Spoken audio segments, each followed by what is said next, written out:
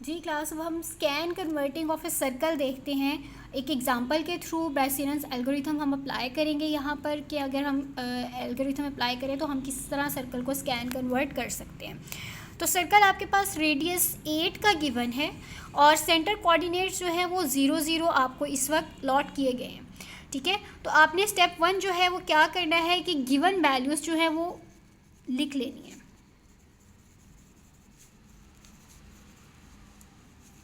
ठीक है, x1 और y1 की वैल्यूज़ जो है x1 भी आपका 0 है इस टाइम और y1 भी 0 है और r की वैल्यू आपके पास 8 है। ये आपका हो गया स्टेप 1। स्टेप 2 में आपने क्या करना है, डिसीजन पैरामीटर कैलकुलेट करना है।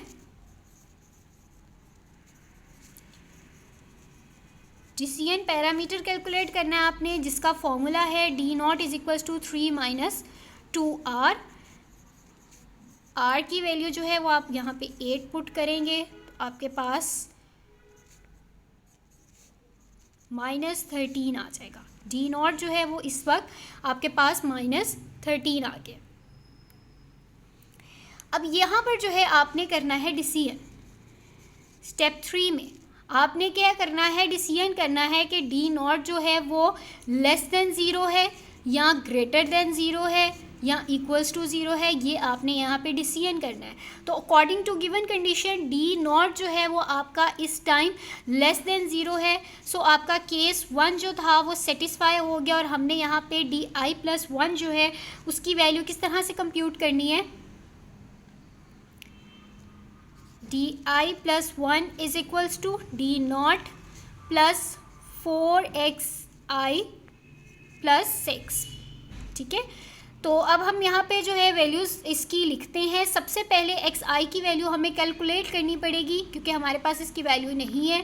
हमने यहाँ पर ये कैलकुलेट करनी है क्योंकि ये लेस देन आपके पास आ रहा है <0। इसका मतलब है कि आपका इस वक्त जो पॉइंट है वो कहाँ लाई कर रहा है, above the boundary of region. ठीक है, आपकी जो बाउंड्री है उससे अबव लाई कर रहा है, तो हमने t की वैल्यूज़ जो है वो यहाँ कंसीडर करनी है।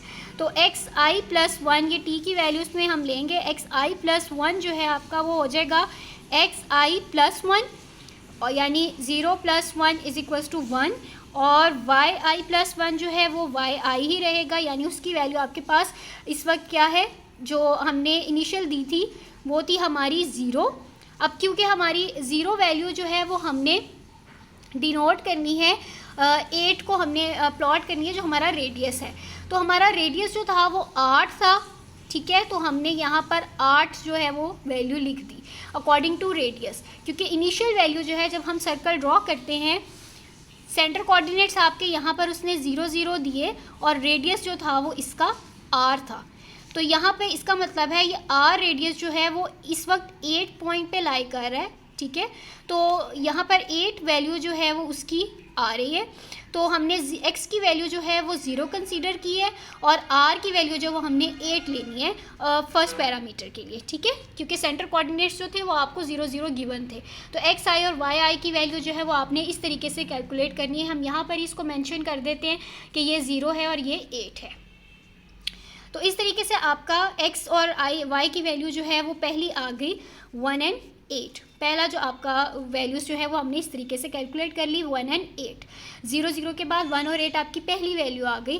अब हम इस इक्वेशन में जो है वैल्यूज़ पुट करेंगे, d0 + 4xi + 6। d0 आपका आ गया -13 + 4xi जो था 1 + 6 = -3। ठीक है, हमने इस तरह से जो है नेक्स्ट आपकी वैल्यू -3 आई। अब जो है वो देखें di+1 इसको हम d1 कह देते हैं, वो -3, ये स्टिल जो है लेस है 0 से। आपने तब तक ये वैल्यूज़ को कंप्यूट करते रहना है जब तक आपका ये हम स्टेप 4 में लिख लेते हैं। हमने तब तक जो है वैल्यूज़ कंप्यूट करनी है जब तक हमारी x की वैल्यू ग्रेटर या इक्वल्स टू y नहीं हो जाती। ठीक है, जहाँ पर हमारी x की वैल्यू ग्रेटर और इक्वल्स टू y होगी हमने ये वाला प्रोसेस जो है ये आइटरेशन स्टॉप कर देंगे। जी, तो उसके हमने जो है वैल्यूज़ को ये कंप्यूट किया, तो हमारे पास जो टेबल आता है इसका, यानी डी के जब इनिशियल हमारा -13 आया था तो नेक्स्ट वैल्यू ऑफ डी -3 थी। 0.8 हमने स्टार्टिंग पॉइंट अपना कंसीडर किया था, ठीक है। और यहाँ पर जो है हमने 1.8 वैल्यू, पहले जो वैल्यू हमने यहाँ से डिनोट की थी वो 1.8 थी एक्स उसकी, तो हमारे जो नेक्स्ट वैल्यू है वो 1.8 आ गई। अब -3 जो है हमने डी की जगह यूज़ करना है, यानी यहाँ पर हमने डिसीजन करना है कि अब हमारा नेक्स्ट पैरामीटर जो है वो क्या होगा। अगेन हम ये वाली वैल्यूज़ लगाएंगे, अगेन हम एक्स और वाई की वैल्यूज़ कैलकुलेट करेंगे। वाई की वैल्यू वही रहेगी, एक्स की वैल्यू जो है उसमें 1 का इंक्रीमेंट हो जाएगा और इस तरह से हमारा नेक्स्ट वैल्यू आ जाएगी। जब वो वैल्यू 11 आई है, अब हमारे पास जो दूसरा केस था जब ग्रेटर देन 0 है, हमने उस इक्वेशन को लगा के नेक्स्ट डिसीजन पैरामीटर कैलकुलेट किया। अब हम यहाँ तक मूव करते रहे कि आपके पास एक्स और वाई की वैल्यूज़ जो है वो 5 आती गई, ठीक है। ये 5 और 5 आ गई, यानी एक्स और वाई इस टाइम इक्वल हो चुका है। ये ग्रेटर या इक्वल की हमने कंडीशन जो थी वो लास्ट स्टेप में रखी थी, जब एक्स जो है वो ग्रेटर या इक्वल्स टू वाई आएगा तो हमने ये आइटरेशन स्टॉप कर देनी है। तो अब हमारे पास ये जो वैल्यूज़ आई हैं ये हैं आपकी फर्स्ट ऑक्टेंट की, ठीक है। इस टाइम आपकी फर्स्ट ऑक्टेंट की वैल्यू आई है। अब हमने अगर सेकेंड ऑक्टेंट जो है वो कैलकुलेट करना है तो हम किस तरीके से करेंगे, मैं यहाँ पर जो है वो सेकेंड ऑक्टेंट जो है वो आपको कैलकुलेट करके बताती हूँ। ये तो था एक्स और वाई की वैल्यूज़, तो हमने जब सेकेंड ऑक्टेंट कैलकुलेट करना है वो वाई और एक्स होगा, ठीक है। अब हमने सिर्फ इनकी डायरेक्शन ही चेंज नहीं करनी, इसको स्वाइप भी करना है। अब वाई एंड एक्स जो है वो किस तरीके से आएगा, आपका ये 0 एंड 8 था, तो यहाँ से हम नीचे से स्टार्ट करेंगे 5 एंड 5।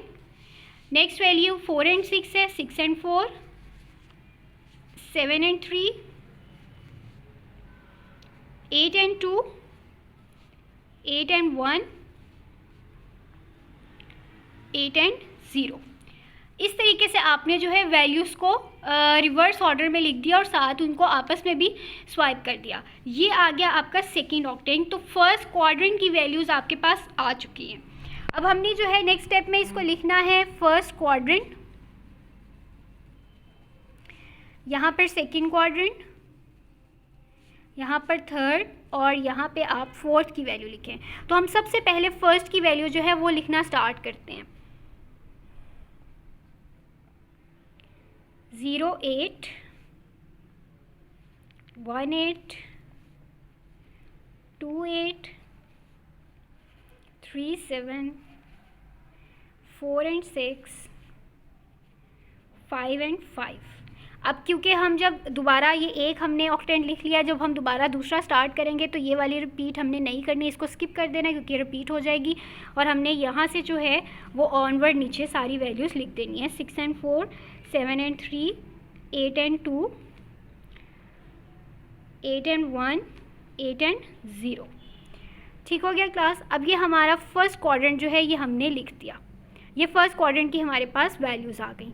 अब हमने सेकंड क्वाड्रेंट जो है वो निकालना है। सेकंड क्वाड्रेंट में आपको पता है, अगर हम यहाँ पे सर्कल जो है वो ड्रॉ करें एक, ये आपका फर्स्ट क्वाड्रेंट है, इसमें y नेगेटिव, इसमें y पॉजिटिव, इसमें y नेगेटिव।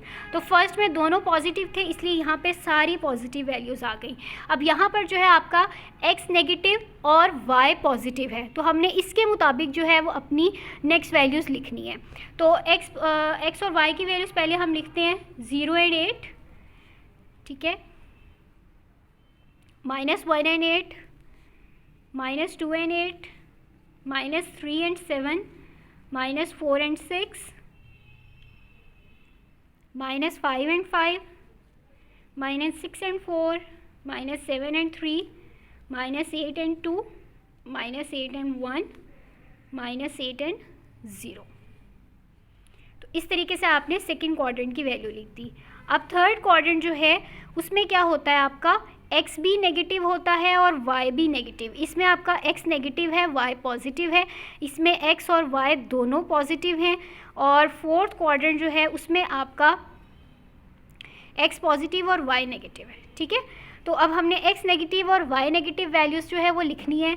तो यहाँ पर सिंपल जो है वो इस तरीके से हम इसको लिख देंगे, -1 -8, -2 -8, -3 -7, -4 -6, -5 -5, -6 -4, -7 -3 -8 -2 -8 -1 -8 एंड 0। ठीक, अब नेक्स्ट जो है आपका उसमें x पॉजिटिव और y नेगेटिव होगा, यानी इसका जो है वो ओपोजिट हो जाएगा। तो हमने वो सारी वैल्यूज़ को कंप्यूट करना है। तो आपका सर्कल जो है अब स्कैन कन्वर्ट हो चुका है। तो इस तरीके से जो है हम सर्कल की स्कैन कन्वर्जन को परफॉर्म करते हैं। आई होप कि आपको अब एग्जांपल से क्लियर हो गया होगा।